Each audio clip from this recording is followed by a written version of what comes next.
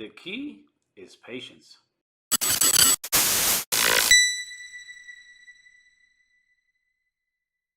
All right, so let's just jump right into this, man.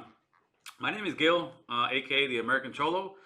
For all you guys who have not yet subscribed to the channel, please hit the subscribe button. Also hit that notification bell because when I do my lives, I usually take them down within a week or two. Other than that, let's get started. I've been getting quite a bit of phone calls and actually spoken to people in person, and they're asking me about the housing market. And the housing market is something that if you've never purchased a home, purchased a condo, or anything like that, it's almost like reading Alien or something, right? It's not easy, especially if you've never gone through it.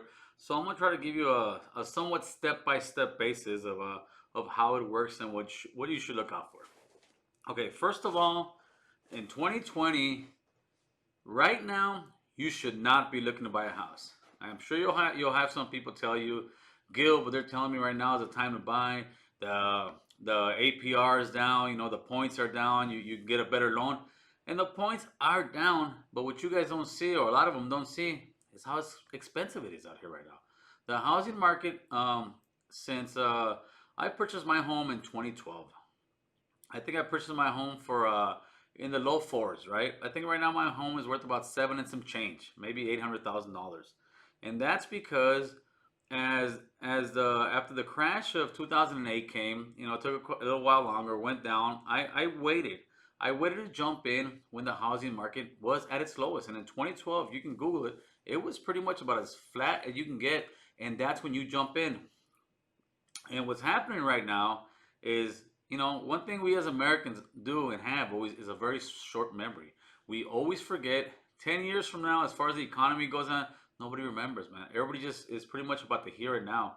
So in 2005, the market started picking up. And what happened was they started giving loans to just about anybody, whether they could afford it or not. I remember myself at the time, I had my own company. I was running probably around, I don't know, 50, 60 guys. And there was a bunch of guys in my company buying homes, man. I'm telling them, hey, man, I'm gonna buy a home. They're gonna call you this and that. And I used to tell them, hey, brother, why are you buying a house, man?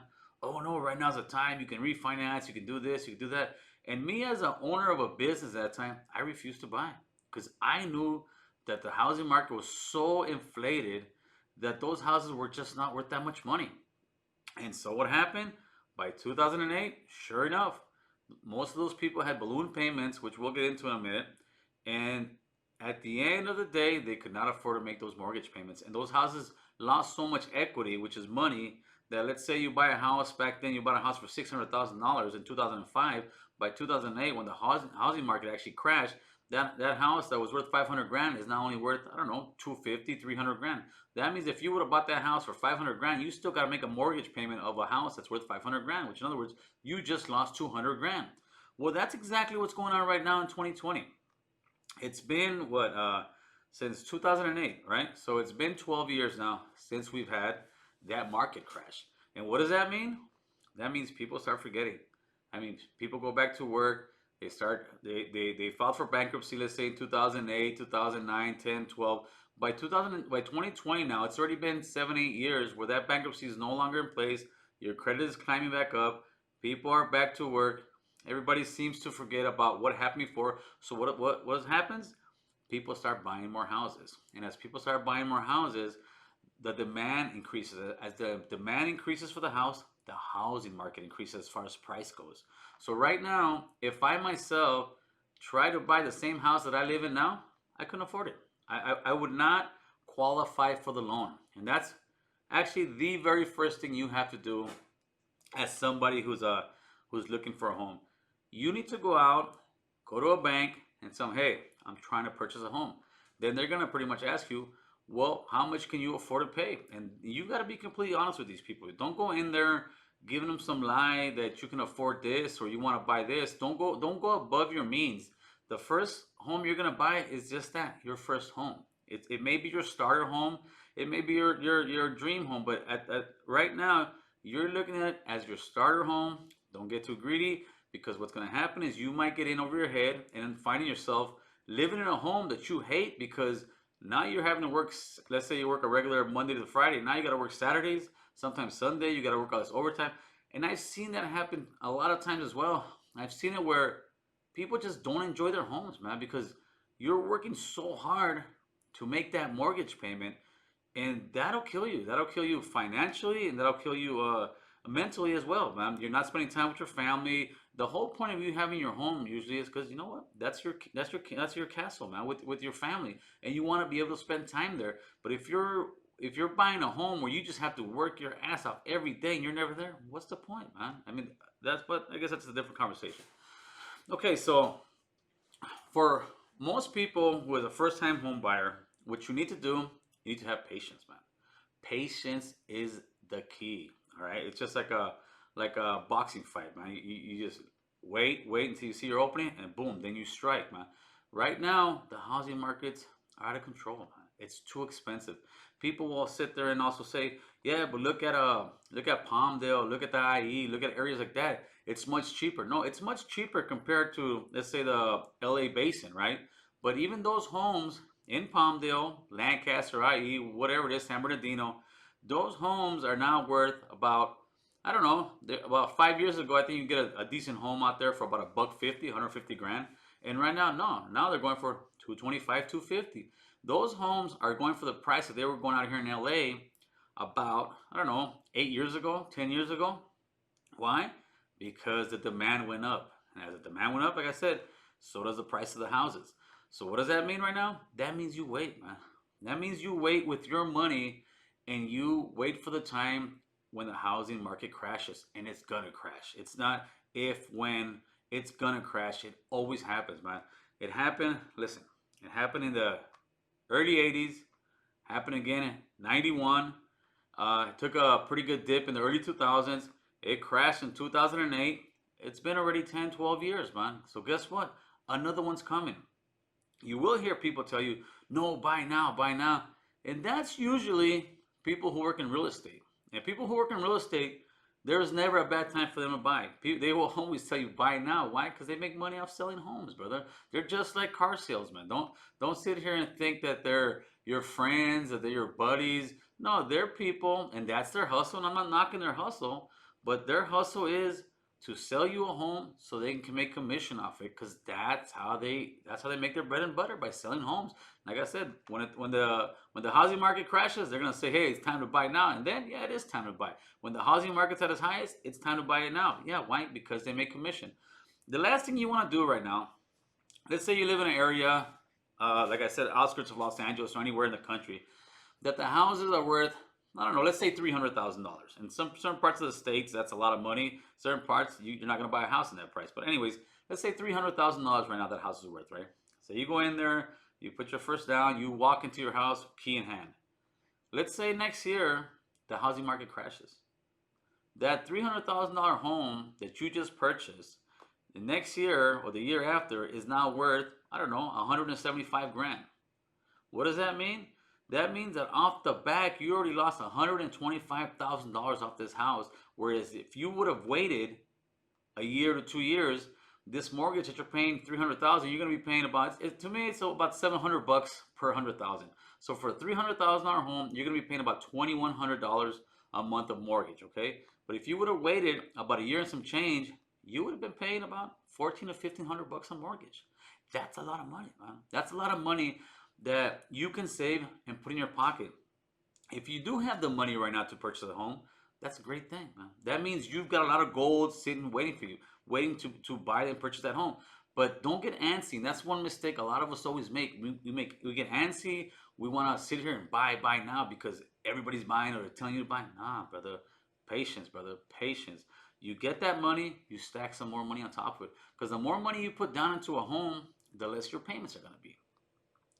So if you're first time buyer, I would say you have to save about $15,000. 10 minimum, but 15 grand is about where you want to be to at least get into a home. And you're gonna qualify for a FHA loan. It's the Federal Housing Administration. And how this works is Federal Housing Administration actually helps you with the down sometimes. I'm not sure what's going on right this minute, but especially after a housing crash, the FHA will sit there and try to push people back in homes, because you're going to see a lot of people, especially in 2020, man. This is what's going on right now. The food industry, restaurants, a lot of those guys are gonna go bankrupt, man. How many employees do they have sitting at home right now, man? You've got any kind of sports event, people that work in the concession stands, people that work in movie theaters, people that work in hair salons, barbers, I mean nail salons. I mean, you just go on and on and on. These people are coming home with unemployment. I think about $1,000 if you were on the higher scale. Well, that just got cut by $600. So guess what's going to happen right now? What's going to happen is people aren't going to be able to make that um, credit card payment. People are going to have a hard time paying their rent. People are going to have a hard time paying that mortgage. People are going to have a hard time paying those car loans. So what happens as more and more millions, this is what's going to be. It's going to be millions of people in the United States that don't have money to pay these credit card, pay all these loans. And where does all that money go to? It goes to the banks. It goes to the banks, brother. And if the banks aren't getting paid, that money is no longer circulating the system. If that money is no longer circulating the system, less jobs are being made, less places are being opened, it's gonna crash, brother. Which means less houses are being sold. So if the demand of the houses goes down, what goes down with it? The price of the houses, man. And that's just the bottom line. With the FHA loan, also, what they do is when people say what exactly is an FHA loan, I'll explain a little bit of what I know because, like I said, I'm not a real estate guy or anything, but I'm just telling you what I know, what I've learned, and try to pass that knowledge down to you guys, man. When you first get that FHA loan, what the FHA is doing pretty much, let's say you go into a bank, you're trying to buy a house that's worth again $300,000, but by the time you go in there, show them your your payroll statements, how much you make a year, how much your spouse or husband make a year, and they look at you. The bank might say, "All right, listen, Mr. Gill, you only qualify for $200,000, but you want to buy a $300,000 home. We can't give you that loan." Well, you go to FHA, and since you, but they'll ask you, you a first-time home buyer? You say yes. Okay. So if you are, they'll be like, all right, you might qualify for FHA. What they do is the FHA will pretty much guarantee to the bank, let this guy borrow $300,000, and if he doesn't pay you, we will we will make up the difference. The bank will look at it, say, okay, no problem. But there's a price to pay for that. The price is the Fed will charge you up to $300 to $400 on top of your loan. So in other words, it's kind of like they're lending you the money, but all they're doing pretty much is they're co-signing for you, man. Because that's what it is. It comes down to how much money you got, how good your credit is, and how much you really make a year. And they're gonna look at all that. It's very important. And this is what people say about credit, man. It's very important to pay your credit card on time. Make sure you pay your card note on time because all that dings you. And when you go to buy a house, the better your credit is, the better your APR is gonna be, man. And that's what it comes down to. It comes down to get a good APR and getting in there when it's at its lowest, or at least get a good APR. At its lowest, it's gonna be like right now, but the housing market's way too much. Right now, the only real good thing to do is to refinance your home because right now the points have gone down so much that it does make sense to refinance your home. And what does that mean exactly? Well, let's say you had a loan for 4% or something like that, right? That means that you're paying 4% out of whatever few hundred thousand that you've borrowed from the bank. Well, you can go back to your same bank, go to another bank since the rates are so low. You tell them, hey man, I want a new loan from what I owe on my house. They go in there, they look at your paperwork now, especially if you've been in there for a couple of years.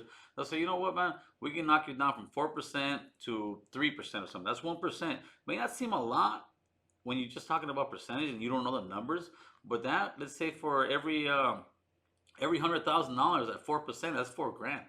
For every point now, that's $1,000 cheaper, man. So it starts adding up little by little. It's just stuff that you guys kind of do your homework with and learn on it.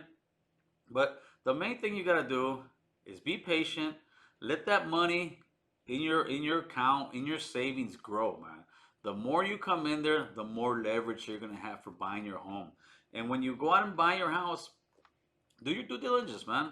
Look around the area, look how much it costs. Like where we bought a home, it wasn't even the real estate person who found the home. And to me, this is like my dream home, man. It's in my neighborhood, it's where I wanted to live. And my wife found this. My wife was driving around the blocks, went and found it, and we kind of scored, especially at the time when it was 2012. It was at its lowest.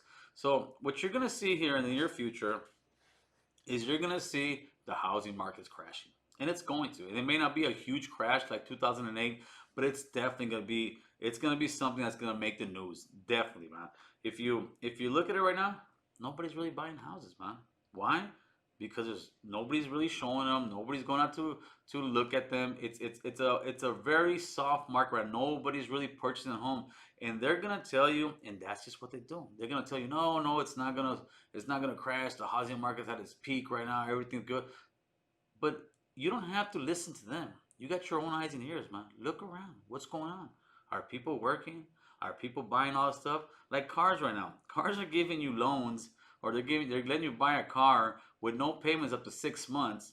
Well, so you know what? People who are responsible are going and buying these cars because they think 6 months is the end of the world. And 6 months ain't the end of the world. 6 months is 6 months, and it'll go by like this, brother. And then when those 6 months are up, guess what? Those cars, they're gonna be looking for their payment. And a lot of people are not gonna be able to make that note. And it kind of relates to the same thing with car. I was actually gonna go purchase a vehicle. I think last month. I finally finished paying off my truck, and I went in there and I was kind of looking at the same truck that I wanted from before, same years and everything else. Like as far as date to buying it, and it was so expensive. I was like, what happened? So this is what they did in the house in the vehicle market. You saw them say no payments for so long, zero APR for 75 months. In other words, you're not paying any interest on this stuff. Yeah, you're not paying any interest, but they've all raised their prices. Every single car manufacturer has pretty much raised their prices by about 10 grand. Why did they raise their price about 10 grand? To make up for that APR they're losing, man. Because they make money when they sell you vehicles off the lot. They don't make money off the vehicles, really. They make money off the APR, off the finance, brother. That's why when you go in to buy a vehicle, a lot of times they'll tell you, no, no, give me the bare minimum, man. Why do they want to give you the bare minimum? Because they're gonna make money off the finances, and that's one thing we need to get hip to. We need to get hip to how the finances work, how these points work, how our credit works, and we need to start showing our kids the same thing.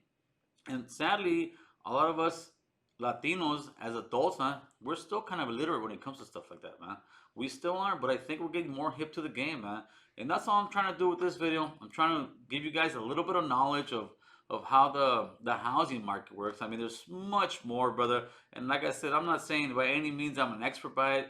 I'm just trying to give some advice where people have been asking me for some. And again, my advice is do not buy a home in 2020, maybe 2021. But Gil, when will be the time? You're gonna see it on the news, man. You're gonna see it on the news. The housing market has a crisis. When that housing market has a crisis, that's when you pick up the phone. That's when you call up the whatever bank that you want to do your loan with, and you ask them, "Hey, I want to qualify for a loan." And then you qualify for a loan, and then you take your time and choose where you want to live, what place you want to live. You'll have the opportunity to pick. Right now, you're pretty much going to get whatever they give you. And right now, you're not going to qualify for much because everything's so expensive. But once these houses start going down, you keep putting your money away, save your money, be patient. I guarantee you, in the long run, you will thank me. So, with all that being said, people, make sure to hit that subscribe button, and I'll catch you guys later, man. Bye.